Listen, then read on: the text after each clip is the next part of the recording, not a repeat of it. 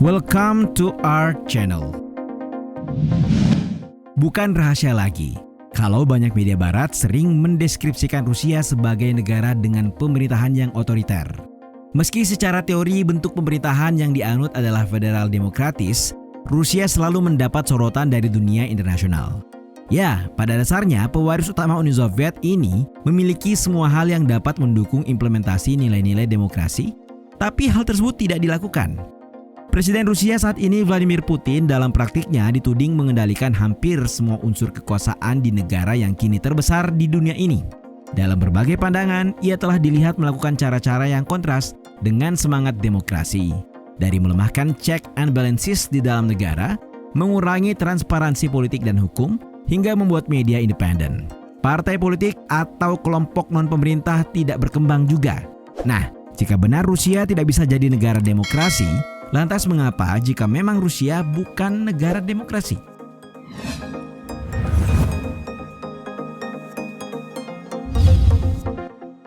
Apa yang kini tampak diperlihatkan Rusia dalam konteks negara demokrasi adalah mitos dan keraguan-raguan. Pandangan ini bisa saja benar jika kita kembali melihat apa dan bagaimana suatu negara demokrasi bekerja. Yang mungkin relevan dalam konteks Rusia seperti yang digagas Juan Jelins dan Alfred Stepan dalam buku Problems of Democratic Transition and Consolidation, Southern Europe, South America, and Post-Communist Europe tahun 1996. Buku tersebut mendeskripsikan demokrasi sebagai sistem politik, sosial, dan ekonomi yang dikondisikan dengan masyarakat sipil dan politik yang bebas serta terus berkembang, termasuk kebebasan berpendapat, berserikat, dan pemilu yang bebas. Juga aparatur negara termasuk birokrasi, kesempatan peluang ekonomi, serta penegak hukum berjalan baik dan tidak memihak. Seperti yang ditunjukkan oleh Linz dan Stepan dalam bukunya, Rusia di era Putin tidak memenuhi syarat-syarat tersebut. Tentu pandangan ini telah dipercaya banyak orang, terutama di negara-negara barat yang menganggap demokrasi adalah sistem politik terbaik, paling ideal, serta di saat bersamaan merasa paling demokratis.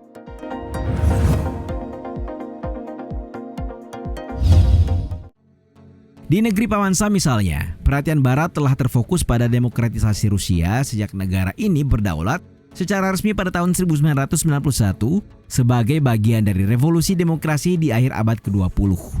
Dalam satu analisis bertajuk Democracy in Russia, Trend and Implication for US Interest, menyimpulkan fakta yang cukup menarik. Dikatakan banyak pengamat berpendapat kalau Rusia yang demokratis dengan pasar bebas bakal menjadi mitra bilateral sekaligus multilateral yang kooperatif bagi AS dan Barat daripada ancaman keamanan nasional mereka. Akan tetapi, analisis itu belakangan keliru ketika Vladimir Putin naik ke tampuk kekuasaan. Sejak itu Rusia menghadapi berbagai kondisi yang jauh dari harapan Barat, dari mulai meningkatnya campur tangan pemerintah, pembatasan kebebasan media, pelanggaran HAM berskala besar, hingga pemaksaan pecahnya perusahaan minyak swasta terbesar Rusia saat itu, Yukos, sebagai peringatan nyata bagi oposisi yang menentang pemerintah.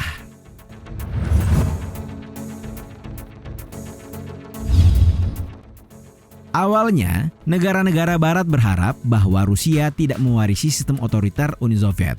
Ada harapan bahwa jatuhnya komunisme di Moskow akan menghasilkan sistem demokrasi baru. Namun sayang, itu tidak terjadi, setidaknya sejauh ini. Zahary K. Oswa dalam tulisannya Russia the Democracy That Never Was menyimpulkan, demokrasi sejati tidak pernah terjadi dalam sejarah Rusia dan bahkan kecil kemungkinan bakal terjadi di masa mendatang. Terlepas dari perdebatan demokrasi yang sejati itu, bentuk dan rasanya seperti apa, yang pasti alasan mengapa Rusia sulit untuk menjadi negara demokrasi dapat diringkas dalam satu nama dan sosoknya adalah orang ini. Ya, sejak berkuasa di tahun 2000, dia tampak mempersonifikasikan alasan mengapa Rusia tidak benar-benar tunduk pada nilai-nilai demokrasi. Dijelaskan oleh Steve Rosenfield dan Roman Hluskova lewat tulisannya Why Russia is Not a Democracy. Putin memajukan agenda otoriter tersembunyi dengan lebih keras dan terkadang halus, menekan hak-hak sipil, partisipasi politik, pemungutan suara, dan otonomi parlementer.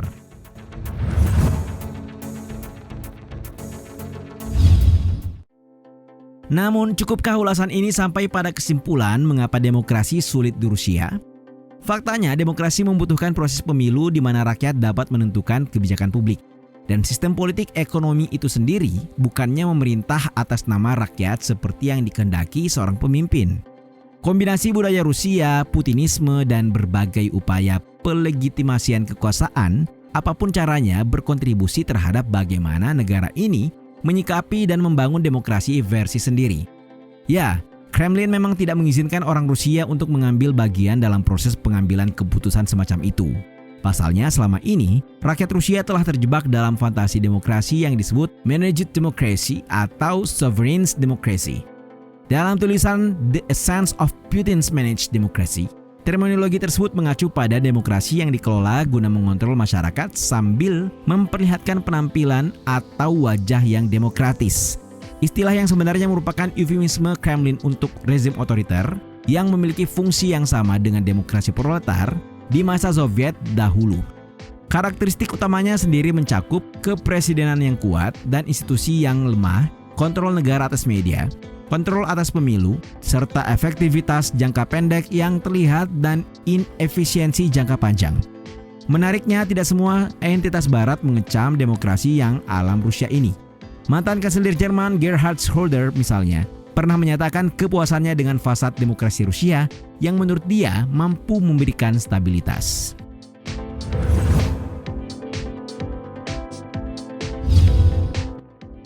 Seperti diketahui, struktur pemerintahan Rusia sangat berbeda dengan struktur pemerintahan bekas Republik Soviet. Melansir Ensiklopedia Britannica, pada masa era Soviet, Republik Sosialis Federasi Soviet Rusia atau Soviet Rusia tunduk pada serangkaian konstitusi Soviet dari tahun 1918 hingga tahun 1977.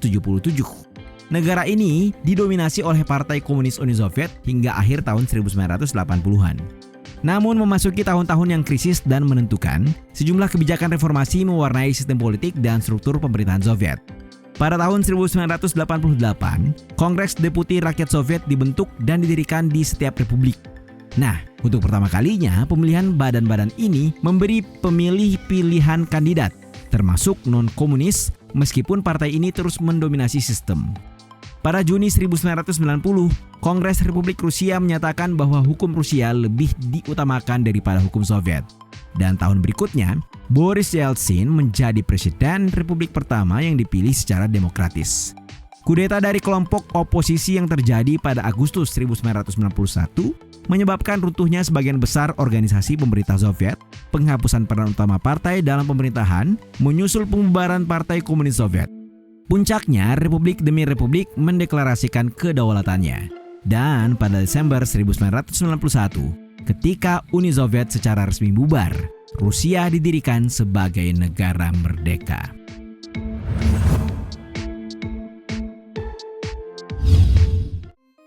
Di malam tahun baru 1999, Presiden Rusia Boris Yeltsin yang memimpin negara itu sejak runtuhnya Uni Soviet pada tahun 1991 mengundurkan diri dari posisinya. Kekuasaan lalu dengan cepat diserahkan kepada Putin yang saat itu menjabat sebagai Perdana Menteri. Dengan kekuatan yang sudah terkonsolidasi cukup baik selama hampir 1 dekade, ia sukses memenangkan kursi presiden di tahun itu. Ya, dia memperoleh dukungan rakyat atas tindakannya di Chechnya setelah menjadi Perdana Menteri pada musim panas 1999. Tidak lama setelah menjadi presiden, Putin bekerja cukup baik dengan menstabilkan ekonomi Rusia, membuatnya mendapat dukungan yang lebih luas. Nah, dukungan rakyat ini membuka jalan baginya untuk membuat perubahan bertahap selama bertahun-tahun berikutnya. Salah satu langkah berpengaruh yang diambil Putin dalam memperkuat posisinya adalah mengambil alih ORT dan NTV. Keduanya merupakan media independen yang saat itu paling populer di Rusia. Tindakan ini dilihat sebagai langkah awal dari tindakan keras Putin terhadap media secara umum.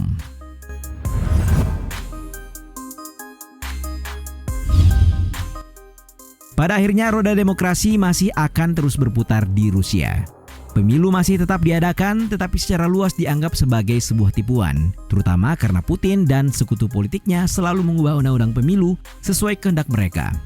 Faktanya, bahkan petugas pemungutan suara sendiri harus menjadi anggota Partai Rusia Bersatu, partai besutan Putin.